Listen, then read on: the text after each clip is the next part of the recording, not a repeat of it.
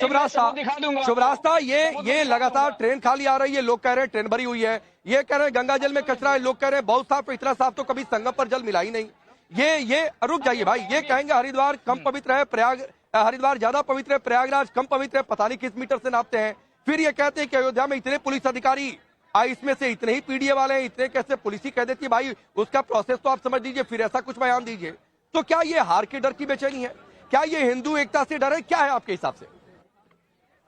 राकेश जी, मैं ना थोड़ा जूम आउट करूंगी इस डिबेट से, क्योंकि ये डिबेट ये जो आजकल जो तू मैं चल रही है समाजवादी पार्टी की चुनाव के पहले, ये सिर्फ समाजवादी पार्टी क्यों, जो इंडी गठबंधन की तू मैं चल रही है बीजेपी के खिलाफ, ये उसी का हिस्सा है। इसीलिए मैं बहुत ज्यादा इस पर फोकस नहीं करूंगी।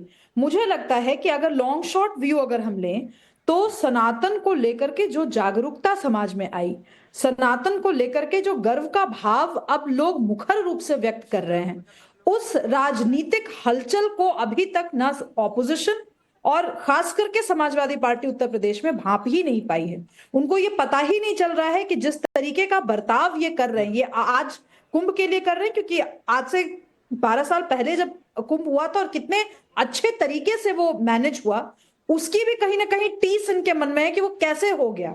तो क्या हम इस बार कुछ इस तरीके का कुतर्क करके कुछ गड़बड़ कर सकते हैं क्या नैरेटिव के टर्म्स में?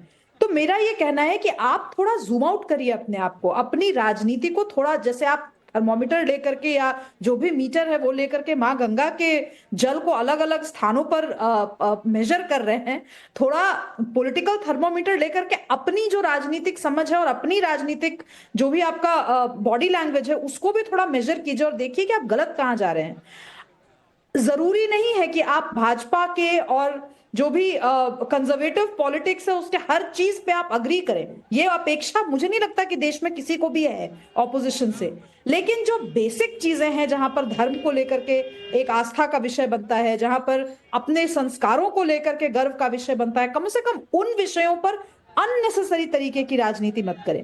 राकेश जी, मैं दावे के साथ कह सकती हूँ कि जो ये जो बयान आए हैं जिसको लेकर के इतना इशू आज हो रहा है, उस बयान से शायद अखिलेश यादव भी इत्तेफाक ना रखते हैं। तो आप अपने get your house in order, आप बोलिए ना कि जो बाकी लोग हैं नहीं बोलना है वो बात आप मत करिए ना।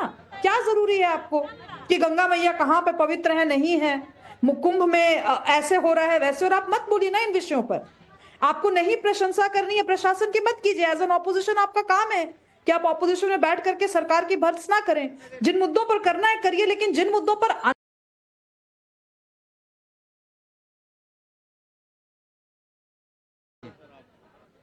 नहीं, बिल्कुल सही बात है। तो दानिश कुरैशी, एक बात बताइए भाई कि ये ऐसा क्यों हो रहा है? ये भ्रम फैलाने वाली पॉलिटिक्स है या फिर ये वाकई ये लग रहा है कि पीडीए में सेंधमारी है, तुष्टीकरण है, क्या है? क्योंकि आपकी विचारधारा, पॉलिटिकल ओपिनियन थोड़ी सी अलग है सबसे। देखिए, मैं आपको एक बात बताऊं। सबसे पहले तो भारतीय जनता पार्टी के प्रवक्ता ने जो कहा कि भाई कुंभ के प्रोग्राम को, हालांकि समाजवादी पार्टी के प्रवक्ता ऑलरेडी मौजूद हैं, उनको ही अपनी बात रखनी चाहिए, लेकिन चूंकि उन्होंने जो विवादित बात कही, उन्होंने ये कहा कि उस वक्त के जो भी नेता थे उनको पूरा निजाम दिया गया। तो मैं उनसे ये पूछ रहा हूं कि फिर भारतीय जनता पार्टी के केंद्र सरकार के राष्ट्र जो वो हैं प्रधानमंत्री मोदी जी जो हैं, उनको आपने क्या बोलते हैं, निजामुद्दीन औलिया के मजार पर और ख्वाजा मोइनुद्दीन चिश्ती के मजार पर क्यों भेजा भाई?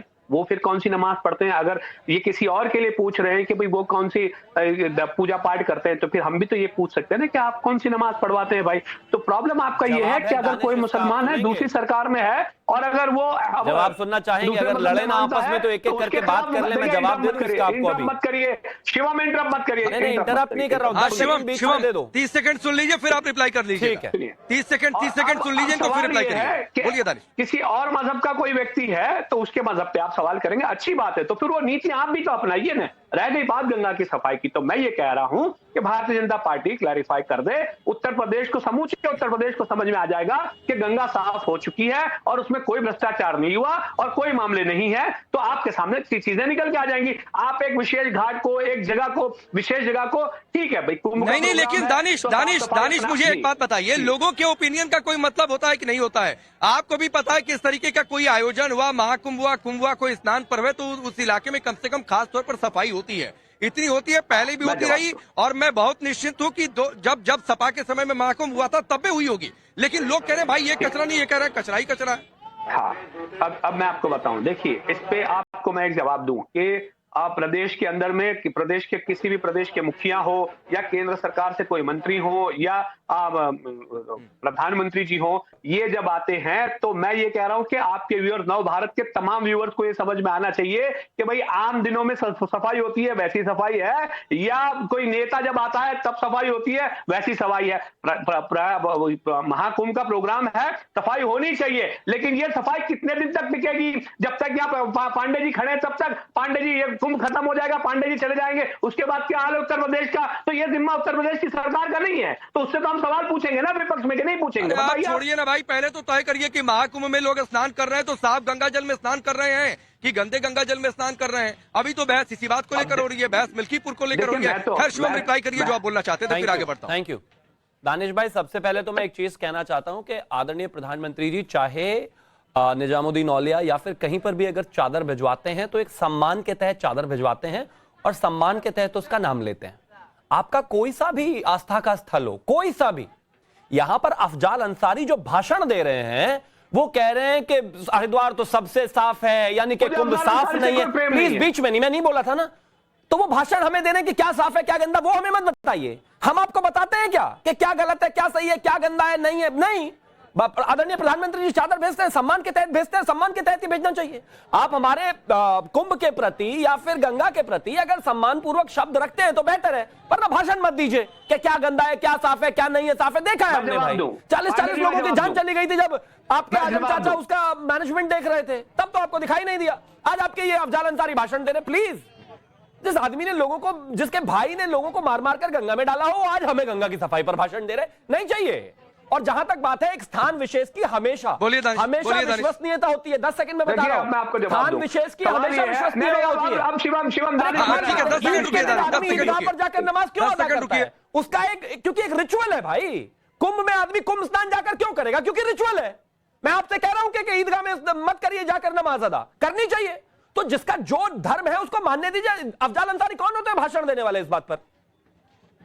देखिए मैं आपकी बात कर, चलिए बोलिए, मैं अफजाल अंसारी के पक्ष कर रही हूं, मैं अफजाल अंसारी की बात भी नहीं कर रहा हूं, लेकिन चूंकि आपने कहा कि उस वक्त के जो भी मंत्री थे, मैं आजम खान की बात कर रहा हूं। हालांकि समाजवादी पार्टी के प्रवक्ता बैठे हैं, ये उनका काम है, लेकिन मुसलमानों की बात आएगी तो वो नहीं बोलेंगे, वो खामोश हो जाएंगे। जुल्म और ज़्यादतियां होती रहेंगी पूरे उत्तर प्रदेश में, और अखिलेश यादव बैठ के तमाशा देखेंगे, इससे ज्यादा कुछ नहीं होगा। इससे विपरीत आप देखिए तो अरविंद केजरीवाल के लिए उसकी तमाम पूरी सेना बाहर निकल आएगी, भारतीय जनता पार्टी के लिए सब आ जाएंगे, राहुल गांधी के लिए जाएंगे, लेकिन मुसलमानों का कोई हामी नहीं मिलेगा पूरे उत्तर प्रदेश में। तो इसका क्या इलाज है बताइए? तो फिर मैं वही पूछूंगा कि आजम खान जेल में है, वो ठीक है, लेकिन अगर छोड़िए ना दानिश, आप जिस पार्टी की झंडा बरदारी करते हैं, जिस पार्टी को आप सपोर्ट करते हैं, उस पार्टी को ही कितने वोट मिल गए, जबकि वो खुद तो मुस्लिमों के सबसे बड़े ठेकेदार बताते हैं। तो वो छोड़ दीजिए, वो कितनी जगह जमानत जब्त हो गई, क्या हो गया, नहीं हो गया, तो ये आप लोग ठेकेदारी करते रहिए। मैं उधर नहीं जाना चाह रहा हूं। धर्मेंद्र यादव, जो एक जिले में कितने पुलिस अधिकारी, मान लीजिए 20 हैं, 20 में से कितने पीडीए के किस जाति के रहेंगे, यही सब देखते रहिए भाई। एक और अखिलेश कह रहे कि पैर उखड़ जाएगा। अरे जब इतना कॉन्फिडेंस है तो बहाना काहे लिए, क्यों बहाना बना रहे?